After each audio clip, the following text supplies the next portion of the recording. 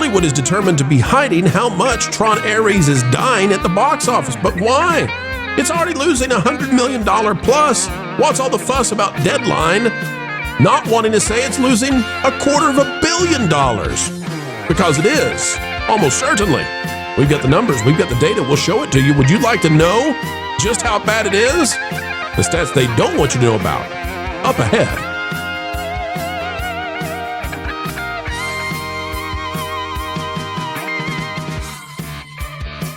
Hello, folks, and welcome back. It is a joyful day because you have decided to come our way, and welcome one and all, where we heed the call for explaining entertainment. Keeping you ahead of the culture curve is what we do. Folks, we've got some dandy live streams on the way. If you're watching this video at the time of release, tune into the Pro Show. Tuesday, that's today, at noon Eastern Time. And don't forget to also check out the 200,000 subscriber celebration live stream this Wednesday at 9 p.m. Eastern Time. It's a special time. We're going to do it at a special time because we're going to have a lot of friends joining us to celebrate all of you helping us hit that 200,000 subscriber milestone at, just 2.5 years into this thing. You all are the gigawatts. You made it happen. We thank you yet again. Folks, click the like button. Let's talk about a $250 million likely loss for the House of Mouse for Bob Iger when he told us all that this was the best slate of movies he had seen since 2019. Whoa, this got bad. All right, folks, take a look at this out of Deadline by Anthony D'Alessandro, and we love Anthony. Antoine, as we call him. We're good pals, we're good buddies, we're good friends, we're chums, we're amigos. Anthony doesn't know that, but we do. We're going to be a little tough today, and we have to be. And it's not, we don't want to be mean to Anthony, but just hang tight, folks. We'll tell you why this $132 million loss is probably nowhere near as bad as it is. The headline here is how Tron Ares read off the grid. Disney sci-fi movie set to lose $132 million plus. It's a big plus, and we'll show it to you. You won't have to wonder about it anymore. Here we go. There's more bleeding red neon than imagined coming out of Disney's Tron Ares. Deadline has learned from sources that the third chapter in the 43-year-old video game Matrix protagonist story actually cost $220 million net. Not the reported $170 million to $180 million that was floated out there. Yet again, folks, how many times do we have to say the pronounced budget by Disney is seldom the number that they actually spent on the thing? It's not the cost, it's the publicly disclosed budget. This means that the Jared Leto, Greta Lee, Jeff Bridges light cycle movie is headed for a $132.7 million loss after all ancillaries, and that is if its final global gross smacks dead into a wall at $160 million. But we need another paragraph badly. Let's get into this. At a $160 million box office threshold, which is now what they're projecting it, nowhere close to $200 million. It is a terrible flop. I mean, it is John Carter level of bad. Tron Ares triggers, let me say this, let me go back. That was cruel to John Carter. John Carter, if you adjust for inflation, probably has triple the number of tickets sold. So sorry, John Carter, I was rude.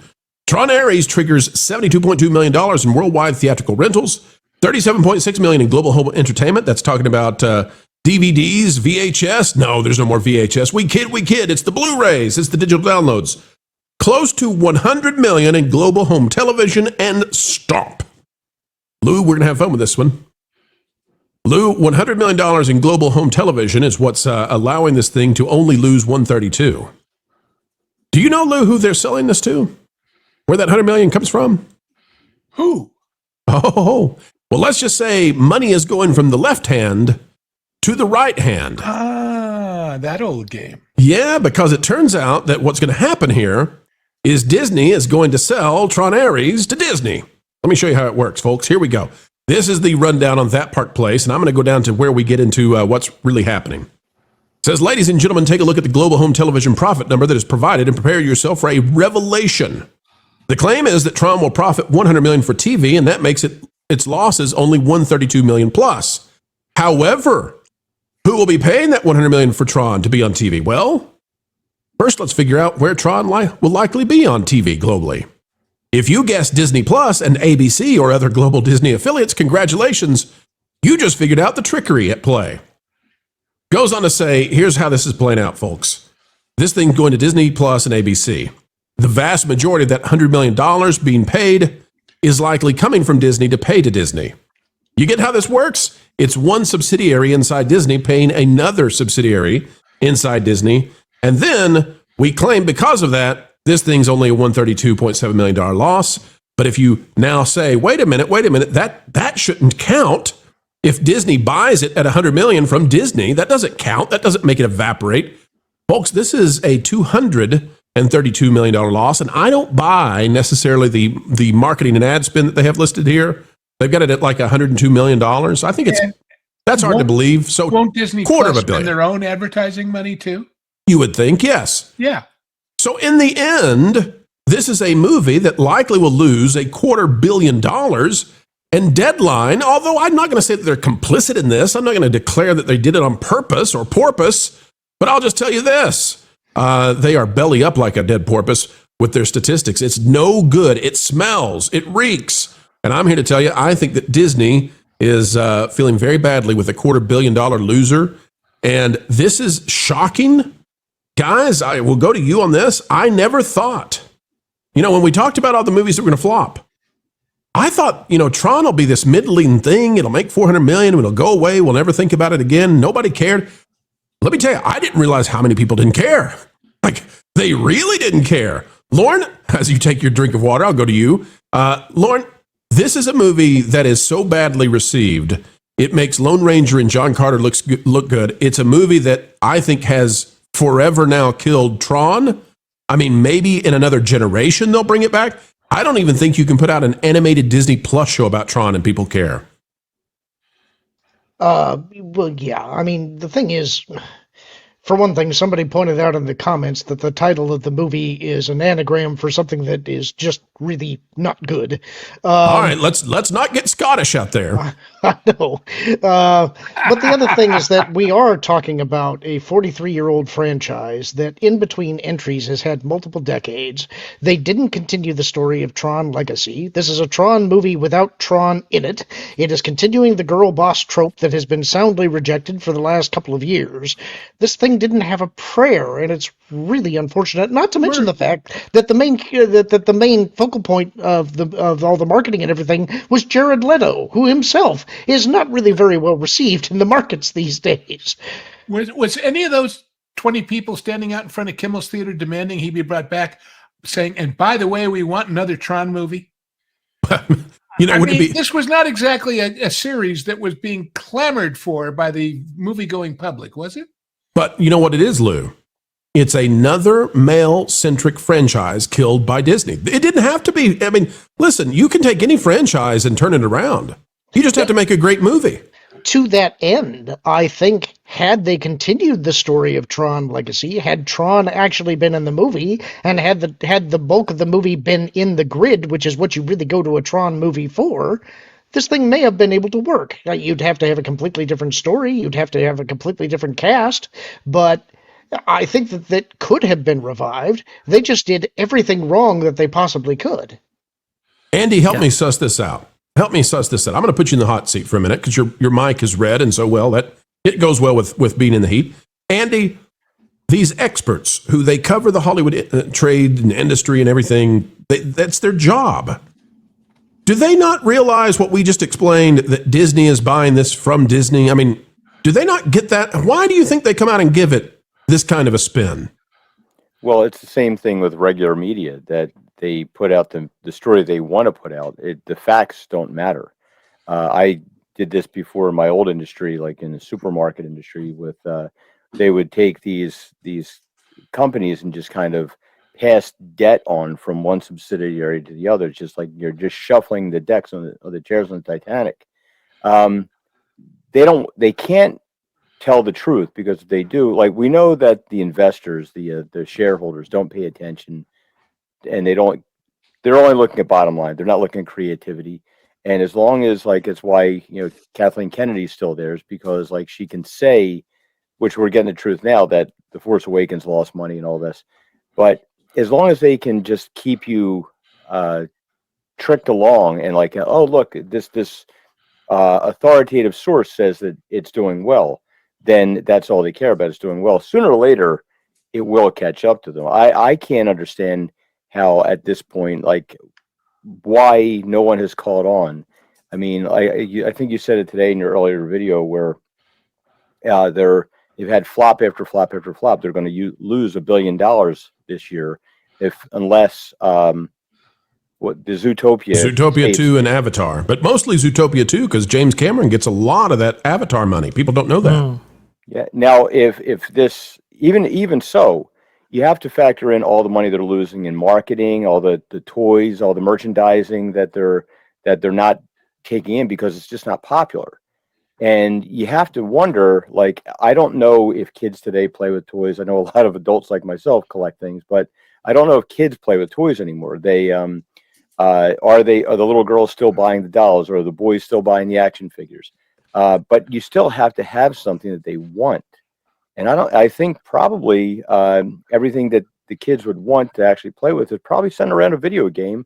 And we know the theme park franchise that's focusing on video game characters. So that's probably why they're not telling the truth. They can just kind of ignore these things. It's sort of like it's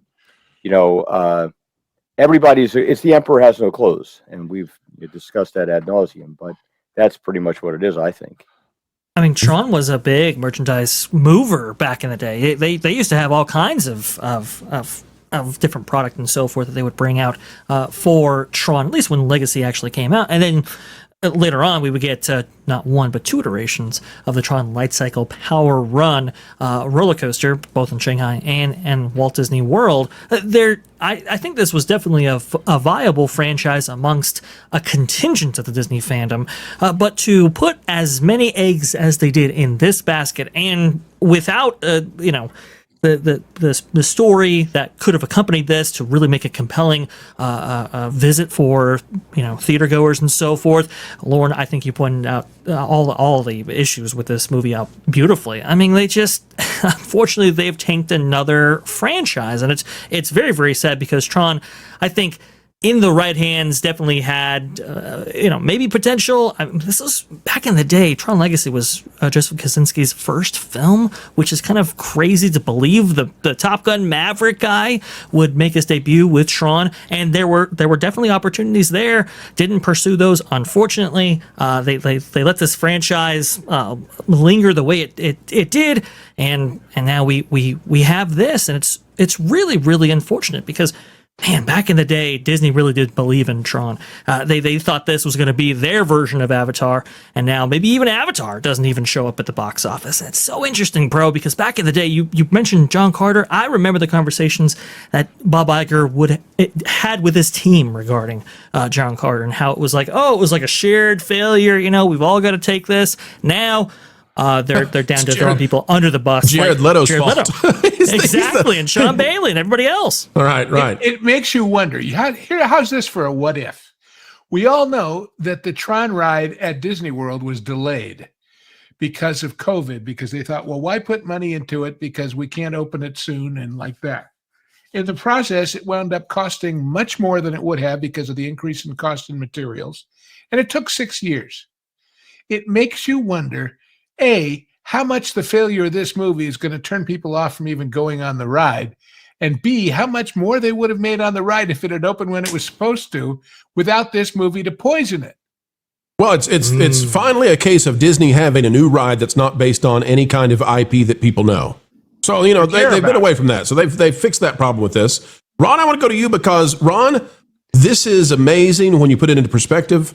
Tron has what we believe to be about a $600 million break-even point. Tron Ares is currently on track to not make as much as the Marvels. Wow, God. Can I just... is Jared Leto cursed? And if he is, I mean, some of his past projects, you look at Suicide Squad, you look at... what's the vampire movie that he did for Marvel? Morbius, Morpheus, whatever. What? Like, I don't. It's so funny because all I'm saying is he's got those blue eyes. You'd think he's that Hollywood gold, and he just doesn't strike it every time he goes out at bat. He strikes out, and it's just so bad. And then you couple him with a franchise that pops up 30 years later, 15 years later. It's just not a good idea. And I don't think Tron has always been popular with a niche, but it's that popularity is not global popularity. It's not popularity among the regular people. So it does have a little bit of a niche following, but you cannot produce $250 million films to satisfy a niche. And let me give you a physical example of that. One of the things they sell at Walt Disney World at the Magic Kingdom are Tron helmets, and they light up. And I think they're like $50 or $60. I have one of those helmets. We got it for $1 in the bin at Goodwill. Oh, literally! My gosh, I'm not, and it's brand new, and it lights up. It works. The batteries are even full. The batteries. Yeah. By the way, let me show you something that doesn't work, guys. Let me show this to you. I don't know. A lot of people have seen this, but I got to show it again because this is how embarrassing Tron Ares has been. I have seldom seen something this embarrassing. This is Jared Leto coming in on the premiere night at a theater in San Francisco to promote the film and thank people. I can't believe they did this, actually. I don't know if there was a contractual obligation with the theater or what happened, but, well, just watch. I said, are you ready?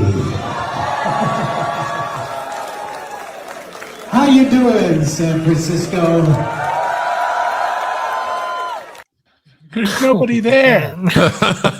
No. Now, they swing the camera fast so that it's difficult to see how many spaces are in between people, but the first 4 rows, because we're seeing 2 there, but there were others below, there are lots of rows of emptiness. Play a little bit more here. We had to come and... Oh, we had a good shot. Hang on. Let's see. There's a good shot of it. Look at all those empty seats. This is a half-filled theater that Jared Leto is... Listen, if they opening night, right? Yes, if they cared one iota, they would have put in the people from the concession stand. They would have said, you get in there and you sit there and you act like you're just a fan. Like, come on. They don't even care. A few more seconds, then we'll go back to the panel. We have to come and say hello and say thank you so much for coming to very few people in the world have seen this movie. I'm telling you, you're some of the first, and thank you so much for being here tonight. This is Tron Ares. I hope you're in the right theater. Tepid response. I'll bet he does. And very few people are going to see it, Jared.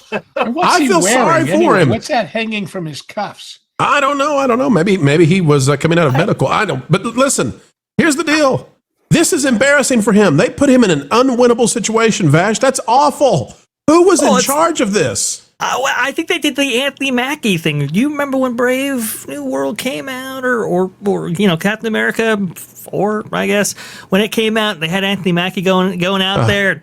It was like this cool moment, and it was like, oh, let's go ahead and do that. And then, well, it's San Francisco. It's going to be full. It's going to be packed. Of course it is.